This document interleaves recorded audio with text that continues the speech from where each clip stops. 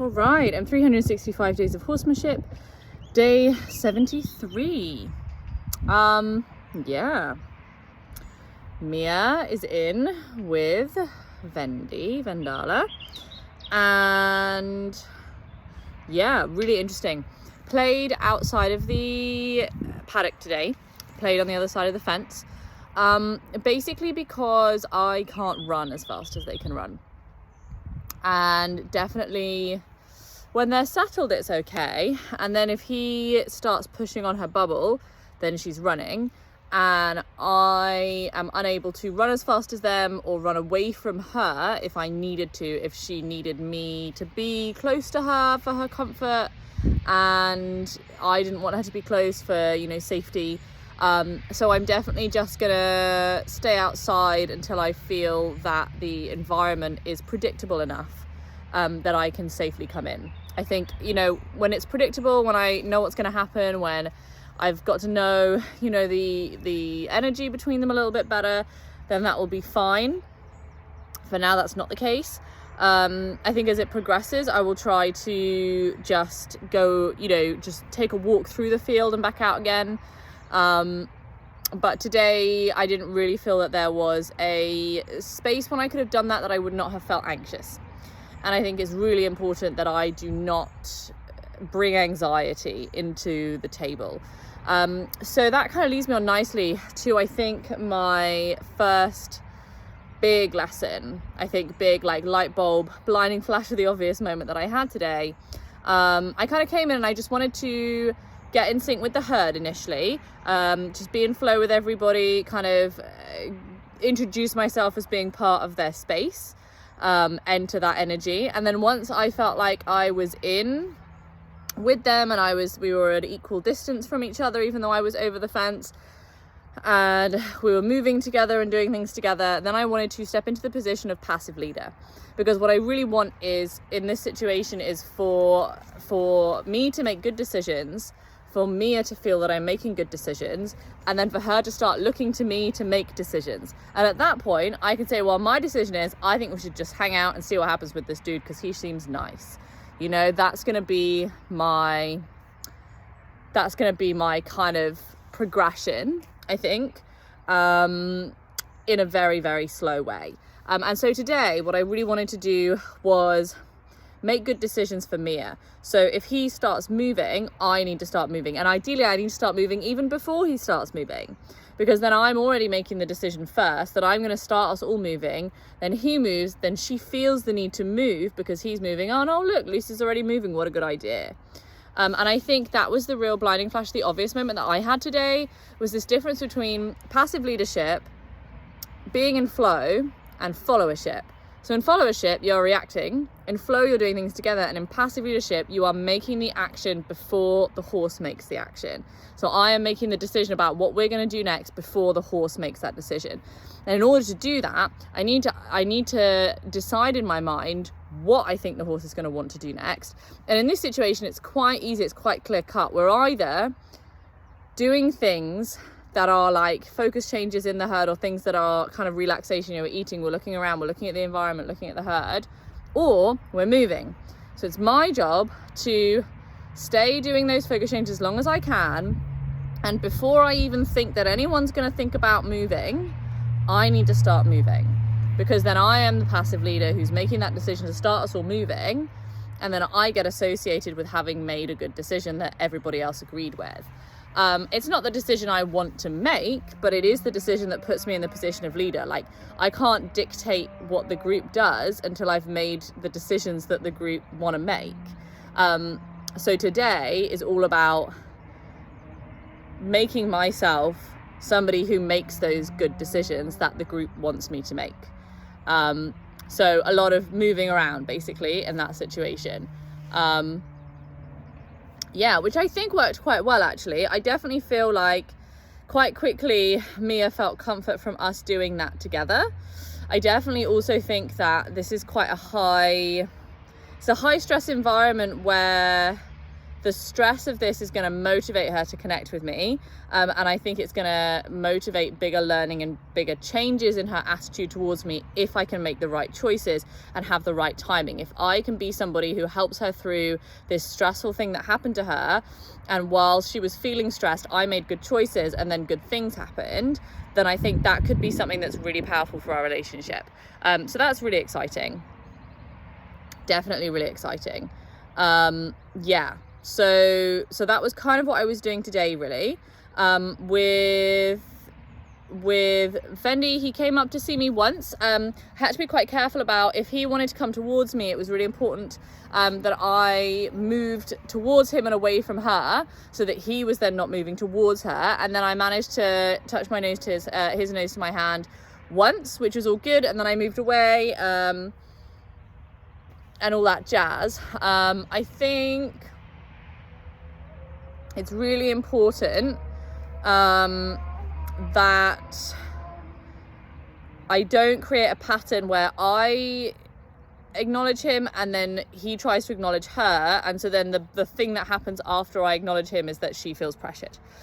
I think it's really important that I don't create that pattern, so I need to be careful about acknowledging him if I think his next choice is going to be acknowledging her. And I think the best way to ascertain that is just going to be not to acknowledge him every time, to acknowledge him a few times and see what happens afterwards. And from that, kind of make decisions about how I'm going to approach that situation. Definitely. Because I definitely want her to feel that I'm comfortable interacting with him and that I am confident interacting with him, because I want her to feel the same way. So there's no point in me pretending he's not there, because that only sets the example that I want her to do that as well. So yeah, but it was good. It was really, really, really good. Yeah, a great first day, a really big lesson for me. I'm really excited to come back again tomorrow. I honestly, if I did not have to work, I would be here all night. Like, I would be here all night playing this. This is so interesting to me. Yeah, and definitely on that note, I definitely found, and I had an interesting conversation with Larissa about Mia feeling abandoned potentially, and I think I'm hoping, I think there is an element of that, but I think that's also kind of how I build the draw and I build the connection, you know, to a certain extent. I don't think that she's feeling that much more comfortable with me there, that it's that much of a difference. Definitely, I think she's less comfortable when I'm not there, but that ultimately is the thing that's going to help her feel like it's good when I'm there. And the thing is, as well, is it's like, you know, so what I would like is for it to be that I come in, you know, I enter the herd, she feels better. I make good choices, she therefore makes good choices, we both feel better, she feels better about me making her feel better. When I leave, she feels slightly less better, but she's also been making good choices, which she continues to make, which make her feel better, and she's better able to self-regulate and to make those good choices herself. I then return, she feels better than she even did before, so it's like better on better on better on better. So it's like, yes, there is a certain amount of abandonment that I think is felt, and I definitely think that were I to stay all night or to stay for hours and hours, then that is a potential thing that I could get her feeling really comfortable in my presence, and then I leave and then she suddenly feels really uncomfortable. Whereas now, you know, I've been here for, you know, probably an hour, I've made, well, maybe an hour and a half, I've not been with her for all of that time, and then I've left. So it's not a very long time. I'm going to be back again tomorrow for a short time, and then I'm going to leave. And I think that is probably going to set her up to have the right associations and also to continue to look for comfort herself. So I can come in, I can help her feel better. I can give her good examples of how to behave that's going to make her feel better. I can be a good example of how to relieve stress. And then she can take those examples herself and help herself to feel better when I'm not here. Because the change between me being here and not being here is not going to be enough to cause massive amounts of extra stress, is the idea. We'll see if that works out. Then I went to see Lawrence. And definitely I was a little bit on the fence about whether I should see Lawrence first or Mia first and how that should go.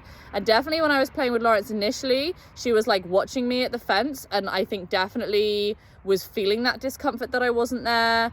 But also it was actually quite a quiet time for the two of them, because for I think at least the first 10 minutes I was with Lawrence, she was literally just standing watching me at the fence, and then he was behind her grazing, and they weren't moving at all. There was no running around or chasing or anything like that. It was a nice kind of time when they both were just still doing herd things. So that was good. I was worried that she would feel that I was still there but now being a bad leader, and that might be a problem. But I think that it was good to soften me leaving, because it was like I was kind of still there, but sometimes I was with Lawrence, and then when I was happy with him and then I was looking around and checking in with the herd, I was just quickly checking in with her to see how she is, little moment of harmony from a big distance, and then coming back with him.